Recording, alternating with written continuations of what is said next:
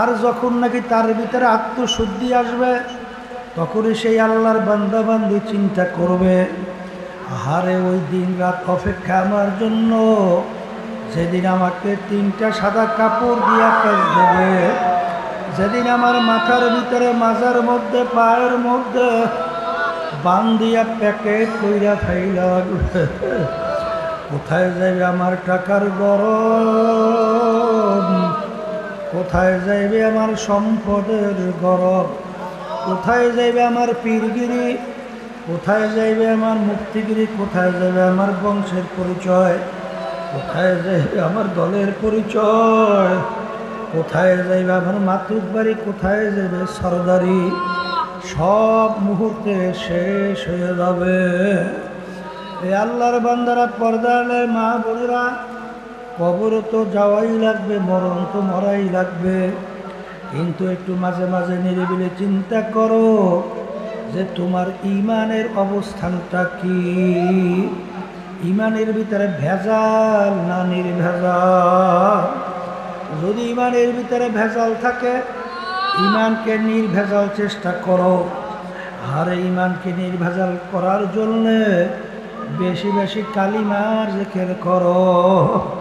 লা ইলাহা ইল্লাল্লাহ, লা মাহবুবা ইল্লাল্লাহ, লা মাতলুবা ইল্লাল্লাহ, লা মাশুকা ইল্লাল্লাহ, লা ইলাহা ইল্লাল্লাহু মুহাম্মাদুর রাসূলুল্লাহ। যেই ইবাদতের ভিতরে কষ্ট যত বেশি, তার সওয়াবও তত বেশি। বৃষ্টির ভিতরে কষ্ট স্বীকার করে আমরা এখানে আসি অনেকেই।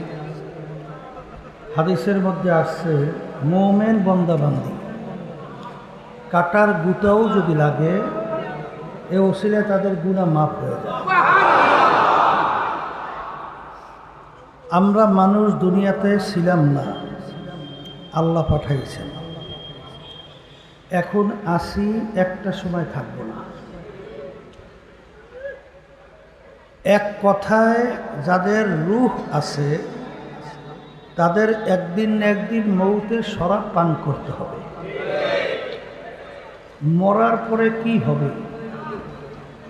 আল্লাহ রাব্বুল আলামিন কোরআনুল কারীমের ভিতরে জানায়া দিয়েছেন, আমি মানুষগুলোকে 2টা ভাগে ভাগ করব। এক শ্রেণীর মানুষকে, মুখে জোরে শব্দ করে কথা বললেন না, ইশারায় কাজ করে, ইশারায় করে, তাদের আমলনামা দাড়ি পাল্লায় দিয়ে ওজন দেওয়ার পরে যাদের নেকের পাল্লা ভারী হবে, গুনার পাল্লা হালকা হবে, তাদের জন্য আমি এমন মেহমানখানা বানায় রাখছি, যেই মেহমানখানার নাম হলো বেহেশত। এত শান্তি সুখের জায়গা। আল্লাহ রসুল সাল্লাল্লাহু আলাইহি ওয়াসাল্লাম বলেন, এত সুন্দর, এত শান্তি, এত মনোরম পরিবেশ কেউ কোনোদিন দেখে নাই, কানেও শোনে নাই, কল্পনায়ও আসে নাই, তার চেয়েও সুন্দর। একবার যাকে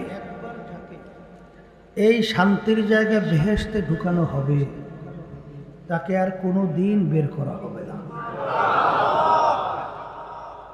আর এক শ্রেণীর মানুষ, তাদের আমলনামা দাড়ি পাল্লাই দিয়ে ওজন দেওয়ার পরে যাদের নেকের পাল্লা হালকা, গুনার পাল্লা ভারী হবে, তাদের জন্য আল্লাহ রাব্বুল আলামিন এমন শাস্তির জায়গা বানায় রাখছে, যে শাস্তির জায়গার নাম হলো জাহান্নাম।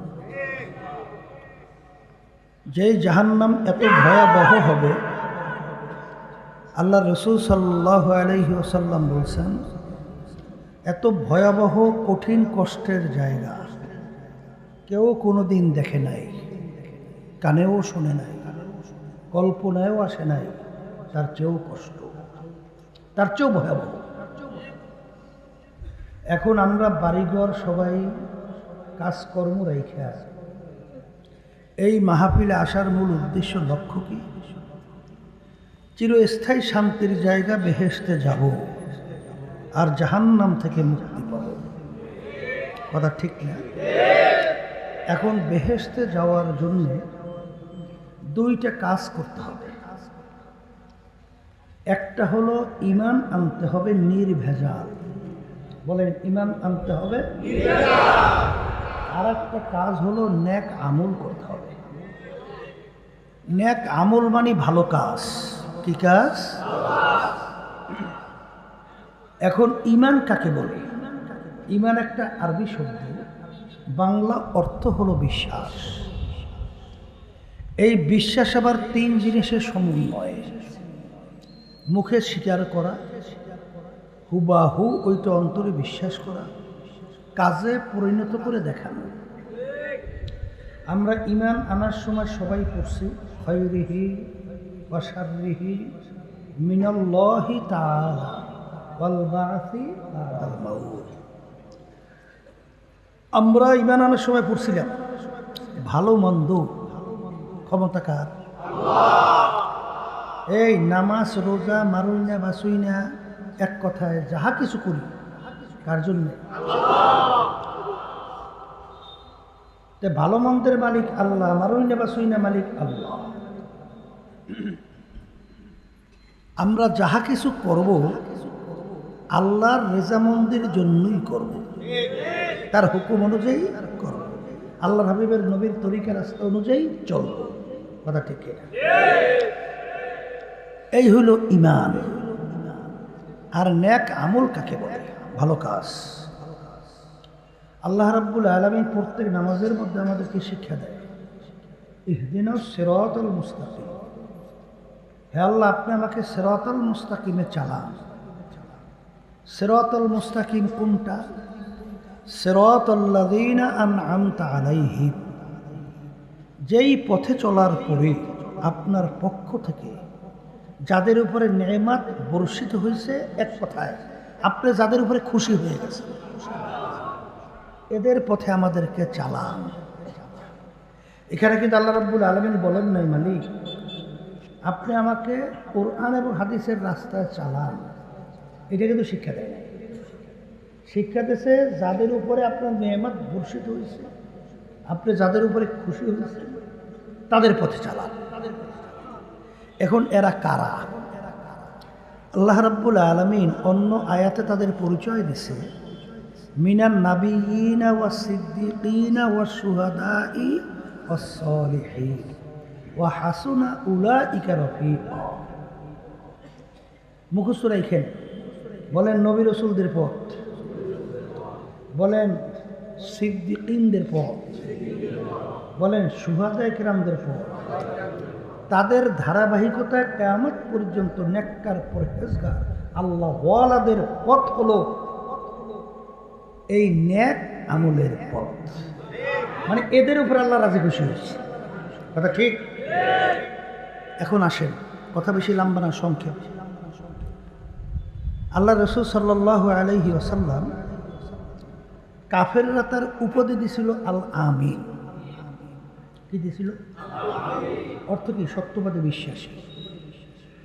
অর্থ কি? আবু বকর রাদিয়াল্লাহু তাআলা আনহু তার উপাধি আমরা কি শুনছি? সিদ্দিক। অর্থ কি? সত্যবাদী। কথা বলেন। আল্লাহ রাব্বুল আলামিন যাদের উপরে রাজি খুশি হয়েছে, এই যে নবী রসুলের পরেই বলতেছেন সিদ্দিকীন। অর্থ কি? বলেন সত্যবাদী। বলেন সত্যবাদী। এরপর আল্লাহ রাব্বুল আলামিন কোরআনুল কারীমে আপনাকে আমাকে হুকুম করছেন, ওয়া কুনু মা'আস সাদিকিন। তোমরা সংস্পর্শে যাও, দলভুক্ত হও, তাদের কাছে যাও, তাদের পদঙ্ক অনুসরণ করো। কাদের? বলেন সত্যবাদী।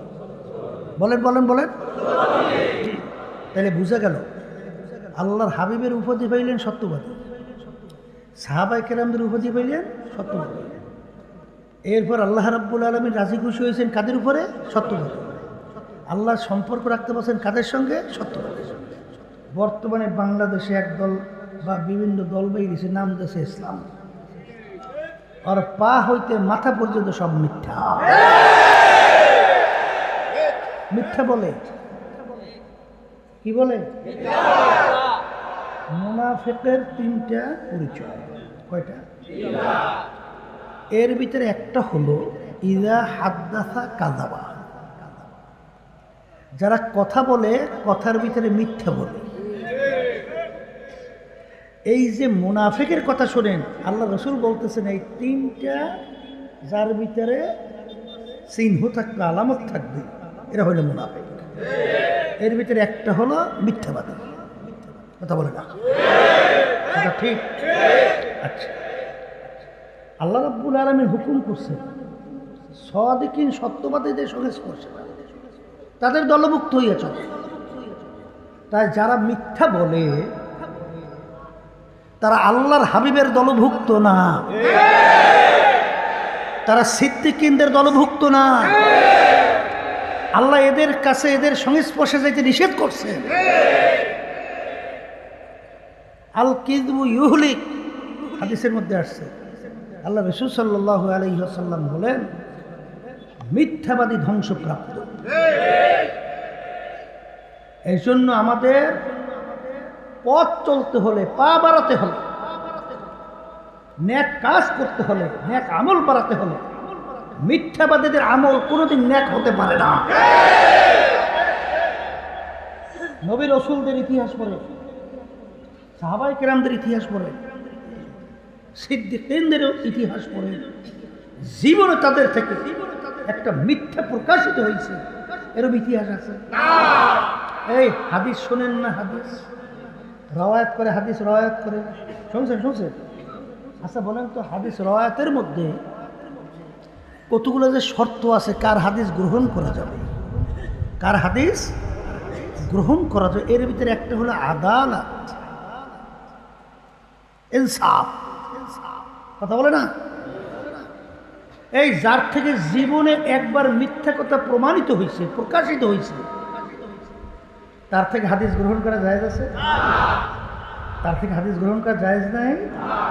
তাইলে বুঝতে হবে। আচ্ছা বলেন তো, যার থেকে মিথ্যা প্রকাশিত হয় তার সাক্ষী গ্রহণযোগ্য? কোনো পাইছেন দুনিয়ার দিক থেকে বলেন, ইসলামের দিক থেকে বলেন, যারা মিথ্যা বলে তাদের সাক্ষী গ্রহণযোগ্য? হ্যাঁ, তাদের সাক্ষী গ্রহণযোগ্য নাই, হাদিস গ্রহণযোগ্য নাই, তাদের আমল নেক আমল না। এদের সঙ্গে স্পর্শে চইলে বেহেশতে যাইবেন, কোরআন এবং হাদিস অনুযায়ী আমরা দেখি সম্পূর্ণ অযৌক্তিক ভুল পথে চলছেন। এই জন্য আমার বাজানদেরকে বলবো, পর্দা আলে মা বোনদেরকে বলবো, ইন্নাল্লাযীনা আমানু ওয়া আমিলুস সালিহাত, ঈমান আনার পরে যারা নেক আমল করবে তারাই জান্নাতে যাবে। আর নেক আমলের পরিচয় দিছি নবী রাসূলদের আমল, সাহাবায়ে কেরামদের আমল, সিদ্দিকীনদের আমল, শুহাদায়ে কেরামদের আমল, কিয়ামত পর্যন্ত একের পর পরহেজগার আল্লাহ ওয়ালাদের কাজ, আমল মানে কাজ, তাদের কাজই হলো নেক কাজ, নেক আমল। ঠিক কিনা?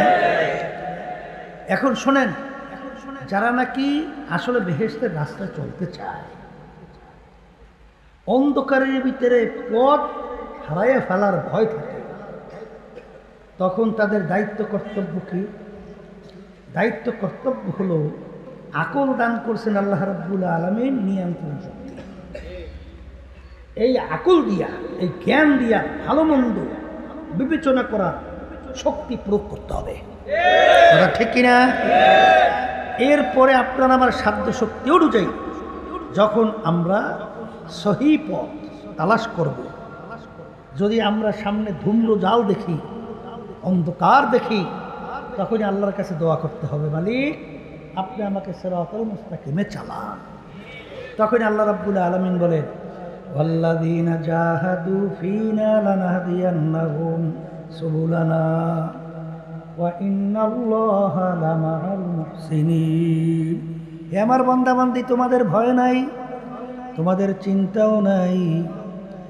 তোমরা যদি আমাকে রাজি খুশির জন্যে নিয়তকে সহি করে তোমরা যদি রাস্তায় নামতে পারো, যত বিপদ মুসিবত তোমাদের সামনে আসুক না কেন, আমি তোমাদের জন্য বেহেশতে যাওয়ার সঠিক রাস্তায় চলার বহুত রাস্তা খুইলা দেব।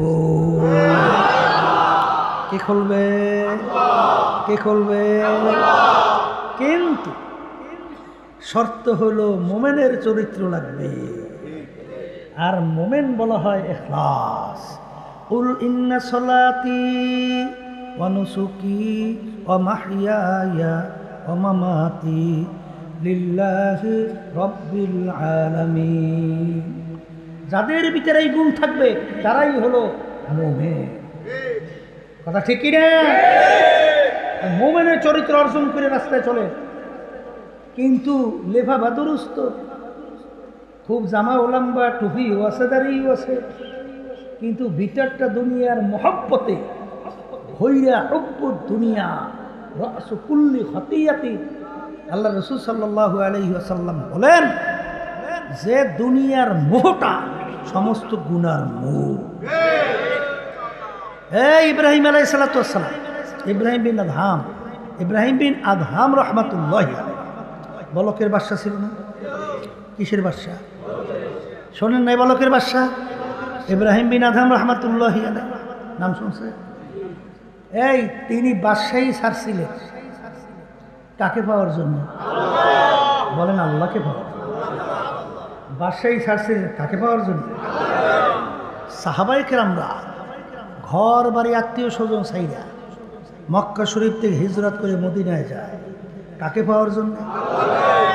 আহারে পেটে পাথর বাঁধে, খানা নাই, পানি নাই, কাকে পাওয়ার জন্য? তাহলে সব কিছু করল আল্লাহকে পাওয়ার জন্য। আর বর্তমানে বাংলাদেশের ভিতরে এক শ্রেণী ইসলামের নাম দিয়া ওরা আল্লাহকে ছাড়ে ক্ষমতায় যাওয়ার জন্য। এটা ঠিক? মন চাইলেই পথ চলা যাবে না, মন চাইলেই যেদিকে সেদিকে চলা যাবে না। যদি বলতে পারেন হুজুর বুঝবো কিভাবে? আরে বোঝার শক্তি তো আল্লাহ প্রত্যেকটা মানুষের ভিতরে দাঁড়িয়ে করছে, কিন্তু কিছু শ্রেণীর মানুষ, আল্লাহ মাফ করুক আমাকে সবাইকে, একটু টাকা পাইছে 1000, 2000, 5000, 10,000, গরু ছাগলের মতো বিক্রি হয়ে গেছে। তখন তার কথাবার্তা আমাদের মুজাহিদদের ভিতরে নাউজুবিল্লাহ, আল্লাহ মাফ করুক, আমাদের সংগঠনের সাথে জড়াইয়াও এই জাতীয় নির্বাচনের সময় 2026 দেখছি, শুনছি তাদের কাজ আনএনেক্টিভ, মানে আবার এক শ্রেণী এরা নাকি আবার তলে তলে অন্যত্র কাজও করছে, অন্য ফেরা। আবার এক শ্রেণী শুনছি প্রকাশ্যেও নাকি করছে। মুজাহিদ নাম লাগাইছে, আসলে এখন পর্যন্ত ভিতর থেকে দুনিয়ার মোহ যায় না। এই লেবাস আল্লাহর জন্য লাগাই না। যদি লেবাস আল্লাহর জন্য লাগাইতো তার তো সবসময় খেয়াল থাকতো, কুল ইন্না সলাতি ওয়া নুসুকি ওয়া মাহইয়ায়া ওয়া মামাতি লিল্লাহি রাব্বিল আলামিন। যেই কাজে আমার মালিক রাজি খুশি ওই কাজ ছাড়ব না, আর যেই কাজে আমার মালিক বেজা হুঁশ থাকতে ওই পথে চলবো না। এইটার অর্থই তো কুল ইন্না সলাতি। হ্যাঁ, আর বর্তমানে দেখা যায় এত বুদ্ধিমান হইছে, হ্যাঁ বুদ্ধিমান হইয়া অমুকে বোঝে। আরে আল্লাহর বান্দা অত বোঝা দরকার কি? দেখো কোরআন এবং হাদিসের কষ্টি পাথরে ঘষা দাও, কোরআন এবং হাদিসের কষ্টি পাথরে ঘষা দাও, কোনটা নকল কোনটা আসল বের হয়ে যাবে। স্বর্ণ কোনটা ভেজাল কোনটা সলিড, এইটা বের করার জন্য কষ্টি পাথর আছে না? ঘষা দিলি। আমার মনে আছে বিশেষের এক বাজার কিনা জানি একটা ইলই এসে বলে, হুজুর এগুলো ঠিক পেই না, স্বর্ণ না কি? আমি বলি ঠিক আছে চলো। তো ওই স্বর্ণকার আমাকে বিশ্বাস করে, আমি বলি দেখো তো এইটা কি? ও দেখলাম কি যে এটা পাথরের মধ্যে বাড়ি করেছে, ঘষা দিয়ে বলে হুজুর এটা স্বর্ণ না। আমি বুঝলো কেন? বলে হুজুর সিগন্যাল দিচ্ছে। কথার কথা। তাই তুমি সঠিক রাস্তায় চলো না তুমি বিপথে জাহান্নামের পথে চলো। কোরআন এবং হাদিসের কষ্টি পাথরে ঘষা দাও, তারপর পথ চলো। কারণ কবরে কোনো দলের পরিচয় চলে, পীরের পরিচয় চলে, তুমি শাইখুল হাদিস না মুফতি পরিচয় চলে? তাই যদি নাই চলে, আমার বাজানদেরকে বলবো সবসময় মনে রাখো, এই আল্লাহ রাসূল সাল্লাল্লাহু আলাইহি ওয়াসাল্লাম ফাতেমা রাদিয়াল্লাহু তাআলা আনহা তাকে যে ইঙ্গিত করে বলছিলেন, ইয়া ফাতেমাতু আনকিজি নাফসাকি মিনান নার, হে ফাতেমা রে, দুনিয়ায় থাকা অবস্থায় নিজে আমল করো, জাহান্নামের আগুন থেকে বাঁচো, এরপরে অন্ধকার কবরে যাই আসো। ও ফাতেমা, যদি কবরে পরিচয় দাও আমি আখিরি জামানার নবীর মেয়ে, আল্লাহর হাবিব বলেন, ফাতেমা রে, এই পরিচয় কবরে কোনো কাজ হবে না। এ দয়ে আল্লাহর বান্দারা, কবরের যাত্রীরা, কুল্লু নাফসিন যায়িকাতুল মাউত, প্রত্যেকটা জানদার একদিন একদিন তার মৌতের শরাব পান করতে হবে। ওয়ালাউ কুনতুম ফি বুরুজিন মুশাইয়াদা, কেউ যদি শক্ত পাথরের পাহাড় কাইটাও লুকাও, সময় মতো মালাকুল মৌত হাজির। এই জন্য আমার বাজানদেরকে বলবো, পর্দালে মা বোনদেরকে বলবো, বাজান, এই যে আত্মশুদ্ধি যাকে বলা হয়, কদ আফলাহা মান যাক্কাহা ওয়া কদ খাবা মান দাসসাহা, যতক্ষণ পর্যন্ত আত্মশুদ্ধি না আসবে ততক্ষণ পর্যন্ত আল্লাহর বান্দা বান্দি কখনোই দুনিয়ার মোহ, দুনিয়ার ক্ষমতা, দুনিয়ার লোভ, সম্পদের লোভ, সম্মানের লোভ থেকে কখনোই ফেরতে পারবে না। আর যখন নাকি তার ভিতরে আত্মশুদ্ধি আসবে তখনই সেই আল্লাহর বান্দা বান্দি চিন্তা করবে, আহারে ওই দিন রাত অপেক্ষা আমার জন্য, যেদিন আমাকে 3টা সাদা কাপড় দিয়া পেঁচ দেবে, যেদিন আমার মাথার ভিতরে, মাজার মধ্যে, পায়ের মধ্যে বান্ধিয়া প্যাকেট কইরা ফাইলা রাখবে। কোথায় যাইবে আমার টাকার গরম, কোথায় যাইবে আমার সম্পদের গরম, কোথায় যাইবে আমার পীরগিরি, কোথায় যাইবে আমার মুক্তিগিরি, কোথায় যাইবে আমার বংশের পরিচয়, কোথায় যাইবে আমার দলের পরিচয়, কোথায় যাইবে আমার মাতুক বাড়ি, কোথায় যাইবে সরদারি, সব মুহূর্তে শেষ হয়ে যাবে।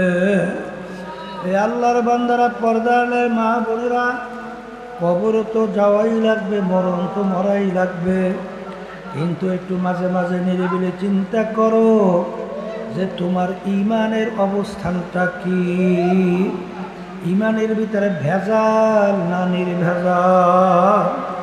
যদি ইমানের ভিতরে ভেজাল থাকে, ইমানকে নির্ভেজাল চেষ্টা করো, আর ইমানকে নির্ভেজাল করার জন্যে বেশি বেশি কালিমার জিকির করো, লা ইলাহা ইল্লাল্লাহ, লা মাহবুবা ইল্লাল্লাহ, লা মাতলুবা ইল্লাল্লাহ, লা মাশুকা ইল্লাল্লাহ, লা ইলাহা ইল্লাল্লাহ, মুহাম্মাদুর রাসূলুল্লাহ।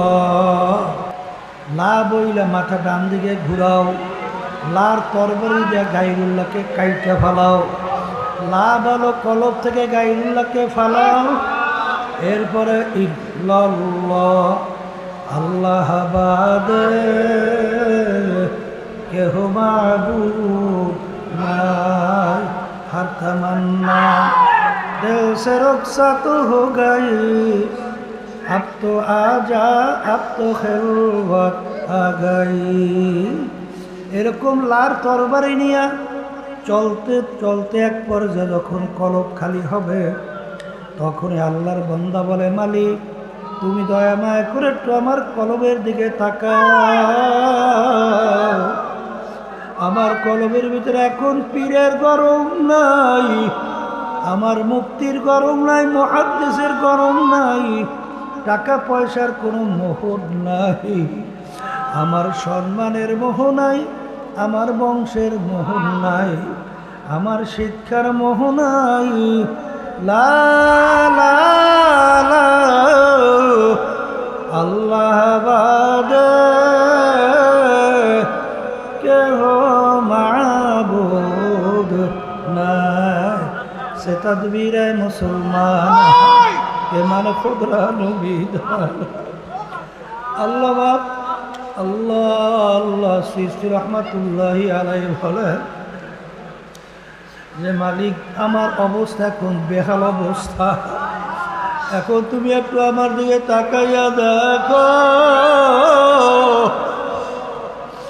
আল্লাহ এখন আমি যে কি, আমি নিজেকে নিজে এখন ঠিক করতে পারি না, আসলে আমি কে। আরে এইভাবে তরবারি নিয়ে চলো বাজার, ইমানকে মজবুত করার জন্য বেশি বেশি মুরাকাবা মুশাহাদা করো, বেশি বেশি কোরআনুল কারীম তেলাওয়াত করো। আরে এই তরিকা বিশেষ করে চিশতিয়া সাবিরিয়া তরিকা, এই তরিকার 5টা উসার ঠিক মতো পালন করো, দেখবা আল্লাহর ফজল করমে একটা পর্যায়ে আল্লাহর ফজলে ইমান নির্ভেজাল মজবুত হবে। এরপরে বাজানদেরকে বলবো, আরে আর নেক আমল আল্লাহর ফজল করমে করার জন্যে তোমার আমার দেল ঝুঁকতে থাকবে, গুনার থেকে ফেরার জন্যে আল্লাহর ফজল করমের ভিতরে একটা প্রেশানি তৈরি হবে। আর সবসময় মালিকের কাছে দোয়া করো, হে আমার দয়ার মালিক, তাআত তাওফীক তাআত হামজাতু ইয়ামানাত ওয়া ইজাবাত হামজাতু। হে আমার দয়ার মালিক, বাচ্চা ছোট মায়ের কোলের দুধ পান করে, বাচ্চা যেরকম টাইনা জোর কইরা মার দুধ পান করার শক্তি বাচ্চার নাই, কিন্তু বাচ্চা যখন দুধ পান করার সময় আসে, যখন তার মাকে কাছে দরকার হয়, বাচ্চা ওয়া ওয়া কইরা কান্না। বাচ্চার কান্না শোনার পরে মায়ের কাছ হাতে থেকে পড়ে যায়, মা দৌড় দিয়ে আসে, সন্তানকে ধরে, সন্তানের তামাম গায়ে পায়খানা প্রসাবে ভরা, মা সন্তানকে আগুনেও ফেলায় না, পানিতেও ফেলায় না, তার কোলের ভিতরে জাগা দিয়া আদর করে। ঠিক মা সন্তানকে যত মায়া করে, তার চেয়ে 100,000 লক্ষ গুণ বেশি মায়া করে আমার মালিক বান্দাবান্দিকে। যখন বান্দাবান্দি দু চোখের পানি ছাইরা, যখন নাকি দেলটাকে ভাঙ্গিয়া, যখন করুণ সুরে ডাক দেয়, 2 হাত মালিকের দরবারে উঠাইয়া করুণ সুরে ডাক দিয়ে বলে, মালিক গুনাহগার বান্দা তোমার কাছে হাজির। এ আমার দয়ার মালিক, দয়া মায়া করে তুমি আমাকে একটু তোমার কুদরতি কোলের ভিতরে জায়গা দাও। বান্দাবান্দির চোখের পানি মালিক সহ্য করতে পারে না, আমার মালিক ডাক দিয়া বলে, বান্দাবান্দিয়া আয়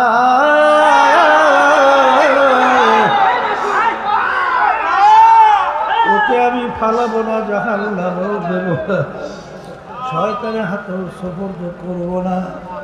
আয় আয় আয়, তোর জীবনের গুনাহ মাফ করলাম, শুধু তাই না, তোর গুনাহকে আমি নেকের দ্বারা পরিবর্তন করিয়া তোকে আমি কুদরতি কুলের মধ্যে জায়গা না দিয়া পারব না।